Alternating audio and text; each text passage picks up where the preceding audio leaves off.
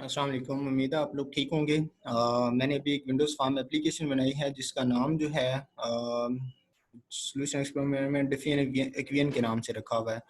Windows farm के ऊपर मैंने एक बटन लगाया है और उस बटन के अंदर जाके मैं अब फर्दर हम लोगों ने जो पहले एक्वियन ड्राइव की थी उसको इम्प्लीमेंट करेंगे। अगर आपको वो फाइल याद हो उस लेक्चर के अंदर, तो उसमें जो पावर पॉइंट के अंदर हम लोगों ने जो एक्वियन ड्राइव की थी, मैं उसके रेलिवेंट पैरामीटर्स को पहले इनिशियलाइज करवा लूँगा। मसलन डबल एक सिग्मा वेरिएबल था। इसके अलावा मैं डी उसमें पैरामीटर था, मैं उसको इनिशियली बुक के मुताबिक 1 रख लेता हूँ। इसके अलावा ओनली डी एक्स था, ओनली 1 डायमेंशन सी, तो इस वजह से उसको भी मैं कोई भी वैल्यू रख लें, लेकिन मैं उसको 1 रख रहा हूँ। सो इसके अलावा D T is equal to 0.5। ये वाली तकरीबन जो वैल्यूज़ हैं वो आई थिंक बुक के ऊपर जो ग्राफ्स हैं वहाँ से ली गई हैं। सो नेक्स्ट जो है, एक हम लोगों ने रो की अरे डिक्लेयर करवानी है। रो आपके पास 2 डायमेंशनल थी, तो यहाँ पे आपके पास 2 डायमेंशनल अरे जो डिक्लेयर होगी वो कुछ इस तरह से होगी। न्यू एंड उसमें जो साइज है हम लोग सपोज कर लेते हैं वो 100 बाई 100 है। नेक्स्ट जो है हम लोग आपको याद होगा वो जो एनालिटिकल सॉल्यूशन था डेंसिटी का, जो कि गॉसियन फंक्शन था, उसकी मदद से इस डेंसिटी को इनिशियलाइज करवाएंगे।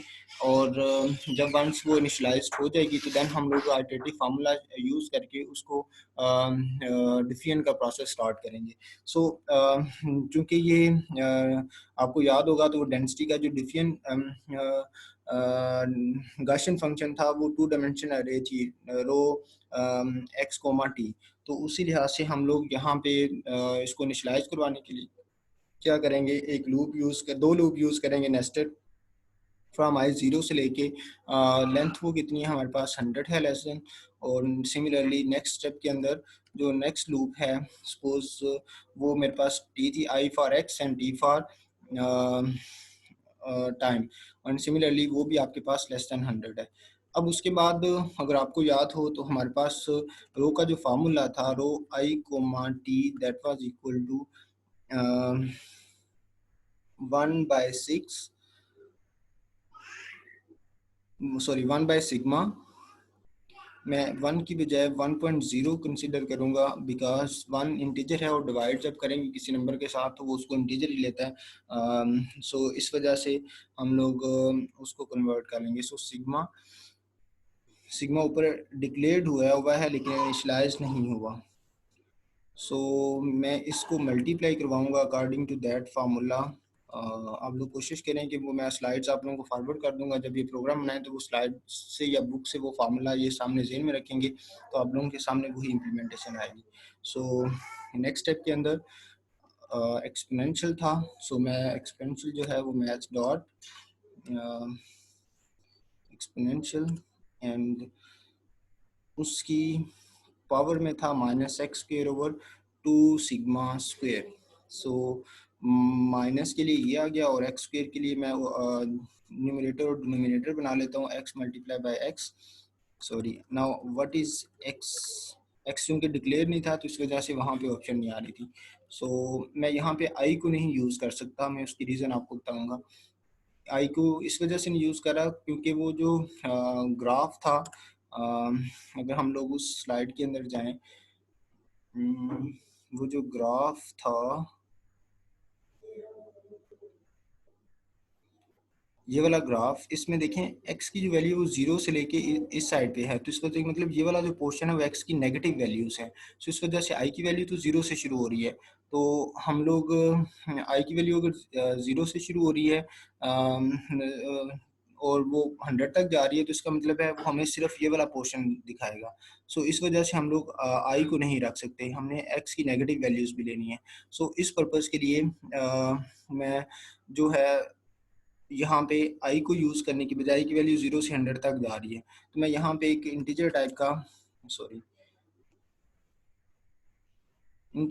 का वेरिएबल ले लेता हूँ जिसकी वैल्यू x, और उसको सपोज कर लें मैं -50 वैल्यू दे देता हूँ, तो क्योंकि वो माइनस साइड से शुरू होना था। सो यहाँ पे आके मैं उसको x मल्टीप्लाई बाय x और डिवाइडेड बाय क्या काम करना था, 2 सिग्मा स्क्वेयर। एंड उसके लिए मैं क्या करूँगा, 2 multiply by sigma multiply by sigma sigma और ये वाली ब्रैकेट बंद होगी एक्सपोनेंशियल की और ये वाली ब्रैकेट होगी मल्टीप्लिकेशन की और दोनों ब्रैकेट्स के दरमियान मल्टीप्लिकेशन का साइन। ना वो सिग्मा के नीचे एक एरर दे रहा है क्योंकि ये इनिशियलाइज नहीं है। तो सिग्मा का फार्मूला अगर आप लोगों को याद होगा तो हम लोगों ने sigma was equal to math dot square root और उसमें 2 multiply by D multiply by T. हाँ, एक चीज़ थोड़ी सी जेन में रखनी पड़ेगी, देखें टी की वैल्यू 0 है, तो जैसे ही वो यहाँ पे 0 आएगा तो ये उसको सिग्मा को क्या बना देगा 0 और 1/0 क्या हो जाएगा infinity. So to avoid this हम लोग थोड़ी सी इसमें क्या लेंगे, डंडी मारेंगे, वो यहाँ पे +1 कर देते हैं। वो इतना फर्क नहीं क्रिएट करेगा लेकिन +1 से हम वो इन्फिनिटी से बच सकेंगे क्योंकि एक जगह पे इन्फिनिटी आ जाएगी तो आइटरेटिव फार्मूला की वजह से हर जगह के ऊपर इन्फिनिटी आ जाएगी और हम लोग पैटर्न ऑब्जर्व नहीं कर पाएंगे। सो होपफुली आप लोगों को ये एक्स की वैल्यू क्या आई यहाँ पे आई था तो यहाँ बेसिकली यूज तो आई होना चाहिए था लेकिन हम लोगों ने एक्स को यूज किया। अब जैसे ही हम लोगों ने एक्स को इस वजह से करवाया क्योंकि हम लोग नेगेटिव साइड के ऊपर भी प्लॉट करना चाहते थे। सो अब x की वैल्यू को इंक्रीमेंट भी देना है तो जैसे ही वो यहाँ पे आए तो x के अंदर हम लोग एक का इंक्रीमेंट दे देंगे, x प्लस प्लस कर दें या x is equal to x+1 कर दें तो आपके पास एक ही सिनेरियो है। सो इससे वो क्या होगा, ये आपके पास एनालिटिकल सॉल्यूशन था जो कि गाशियन फंक्शन था। इसके साथ आपने फर्स्ट टाइम में वो उस डेंसिटी रो को इनिशियलाइज करवा दिया। इससे वो क्या करेगा, with this value different positions के ऊपर पार्टिकल को प्लेस करवा देगा और उसके बाद नेक्स्ट स्टेप में हम लोग वो डिफरेंशियल इक्वेशन जो कि आइटरेटिव फॉर्म थी 1 डायमेंशनल, उसको यूज़ करेंगे और उसके बाद वो प्रोसेस रिपीट करेंगे तो वो कंटिन्यूसली उसके अंदर क्या होगा, डिफ्यूज होना शुरू हो जाएगा। So again I from 0 to कहाँ तक जाएगा, लेंथ तक जाएगा। सपोज वो 100 थी, अब ये थोड़ी सी चेंजिंग करना पड़ेगी, वो मैं विद लॉजिक आप लोगों को बताऊंगा। सो फॉर टी लेंथ 100, उसके बाद नेक्स्ट जो है iterative formula that was equal to rho I comma T plus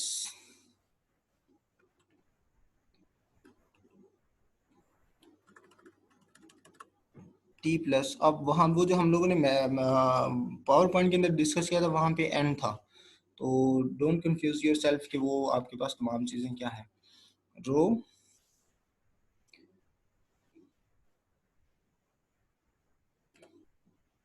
I comma T plus D multiply bye,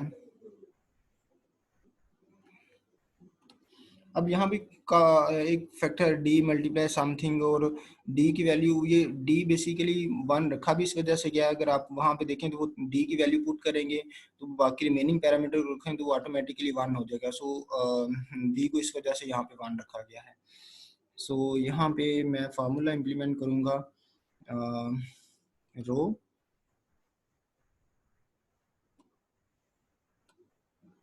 i+1, क्योंकि 1 डायमेंशन है तो ओबियसली हम लोग 1 डायमेंशन के अलोंग जो सेकंड ऑर्डर डिफरेंशियल फॉर्म थी उसी को ही लिखेंगे।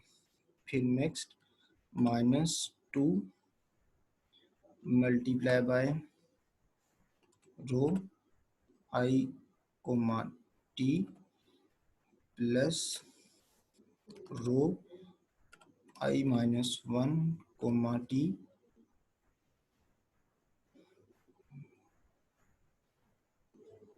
डिवाइडेड बाय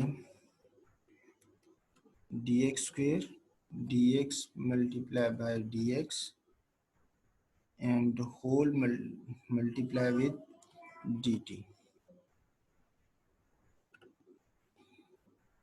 सो होपफुली कोई मसला नहीं है। नाउ एक छोटा सा मसला है कि देखें फर्स्ट स्टेप के अंदर कि टी की वैल्यू 0 से शुरू हो रही है, लेस देन 100 है, तो इसका मतलब है कि जो इंडेक्स चलेगा वो 0 से लेकर 99 तक चलेगा। और 0 से लेकर जब 99 तक चलेगा तो उसके साइज़ के मुताबिक 100 वैल्यूज़ आ जाएंगी। 0 से लेकर 99 100 वैल्यूज़ हो जाएंगी।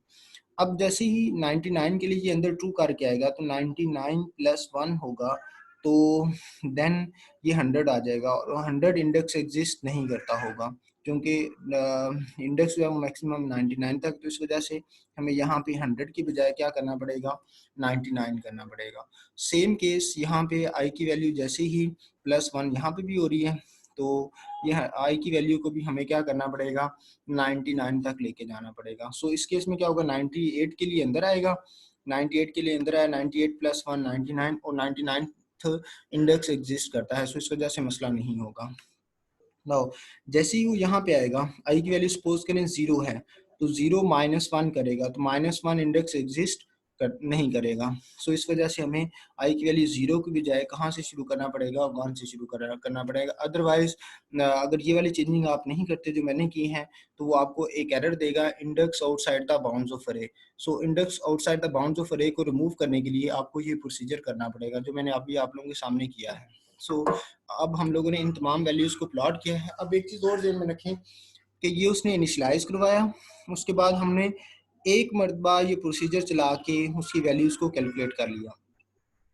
और अगर हम लोग एंट्रोपी कैलकुलेट करना चाहते हैं, तो आफ्टर इनिशियलाइजेशन हमें ये वाला प्रोसीजर जो है वो बार बार रिपीट करना पड़ेगा, और हर स्टेप के ऊपर हम एक वैल्यू रो की जो होगी, सॉरी एंट्रोपी की जो वैल्यू होगी उसको टाइम के लिहाज से प्लॉट कर लेंगे। सो ये अब आप लोगों ने खुद करना है। सो मैं जो सिर्फ काम करूँगा वो यही है कि मैं अब इनको प्लॉट कर दूँ। Graphics G G is equal to this dot. अब देखें दिस, अगेन मैं लास्ट लेक्चर में भी बताया था, दिस जो है वो जिस क्लास में यूज होगा उस क्लास का ऑब्जेक्ट बन जाएगा। अभी हम लोग फार्म की क्लास के अंदर हैं, तो ये फार्म की क्लास का ऑब्जेक्ट बन जाएगा। सो नेक्स्ट जो है वो मैं एक सॉलिड ब्रश यूज कर लेता हूँ।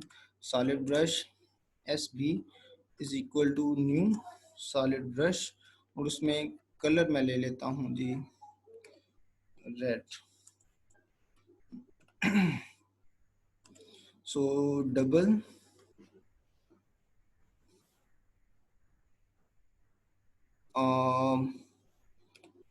ये जस्ट मैं एक वेरिएबल ले रहा हूँ जिसको मैं लॉन्ग एक्स एक्सिस रख के इसको प्लॉट करवा लूँगा, m0। नेक्स्ट जो है मैंने चूँकि प्लॉट करना है तो 2 डायमेंशनल अरे है, so it's up to me कि मैं किस लिहाज से प्लॉट करना चाह रहा हूँ। ये कोई इतना बड़ी रॉकेट साइंस नहीं, आप जिस लिहाज से मर्जी प्लॉट करना चाहें कर सकते हैं।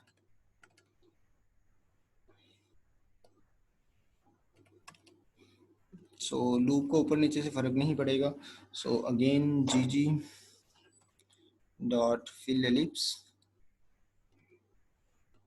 यहाँ पे आपको सॉलिड ब्रश पास करना पड़ेगा। उसके बाद आप ये कोऑर्डिनेट्स को शिफ्ट करने के लिए प्लस फ्लोट में कन्वर्ट कर दें, float float I multiply by, किसी फैक्टर से मल्टीप्लाई करवा रहा हूँ ताकि हमारे जो ग्राफ है वो ठीक नज़र आए। सो 450 माइनस करते हैं हम लोग एक्सिस शिफ्ट करने के लिए। सो अगेन फ्लोट, और यहाँ पे क्या आ जाएगा, rho I comma T and suppose multiply by, काफ़ी बड़ी वैल्यू से मल्टीप्लाई करवाना पड़ेगा।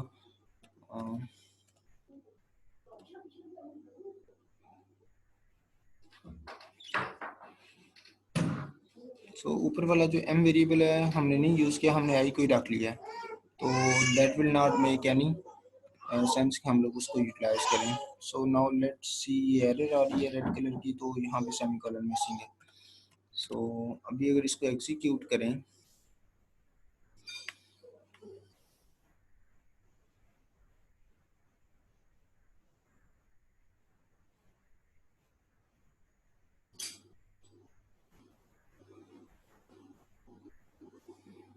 सॉरी, मुझे वो विंडो शो करनी पड़ेगी। स्टार्ट शेयर में जाके विंडो शो करनी पड़ेगी, शेयर, एंड लेट्स सी कि वही आपके सामने ग्राफ आना शुरू हो जाएगा। सॉरी, तो इसका साइज थोड़ा सा इन्हांस करना पड़ेगा, मैं ये प्रोसीजर थोड़ा सा रिपीट करना पड़ेगा। शेयरिंग वाला, इसको एग्जीक्यूशन को बंद किया, दोबारा से एग्जीक्यूशन स्टार्ट की और फाइल शेयर में गए, फिर से विंडोज़ फॉर्म को शेयर किया एंड फॉर्म साइज इंक्रीज किया। जब करेंगे तो आपके सामने कुछ ऐसा ग्राफ प्लॉट होगा। सो जैसे जैसे ये टाइम इंक्रीज करता जाएगा, ये कम होता जा रहा है, इसका मतलब डिफिशन बढ़ती जा रही है और ये जो सिग्मा की वैल्यू है वो इंक्रीज करती जाएगी। मैंने इसमें एंट्रोपी का ग्राफ प्लॉट नहीं किया, लेकिन वो एंट्रोपी का ग्राफ आप लोगों ने खुद से प्लॉट करना है। मैं उसका थोड़ा सा आप लोगों को हिंट दे देता हूँ। आप लोगों ने क्या काम करना है, जहाँ पे रो वंस ये वाला प्रोसीजर जो है वो बार बार रिपीट करना है और इसके नीचे एंट्रोपी वाला कोड जो एज इट इज हम लोगों ने लास्ट टाइम किया था वही इम्प्लीमेंट करेंगे और इसकी साइडों पे वाइल लूप यूज कर लेंगे और उसके अंदर वो एंट्रोपी वाला कोड रख देंगे और एंट्रोपी को प्लॉट करेंगे तो आपके पास जो है बिल्कुल एक्यूरेट ग्राफ प्लॉट होगा। सो होपफुली आप लोगों को समझ आ गई होगी। अगेन मैं थोड़ा सा रिपीट कर देता हूँ, ये वाला जो पोर्शन है वो उसको एनालिटिकल सोल्यूशन के साथ इनिशियलाइज करवाने के लिए है। ये हम लोगों ने आइटरेटिव फॉर्म को इम्प्लीमेंट किया ताकि वो डिफ्यूज हो सके।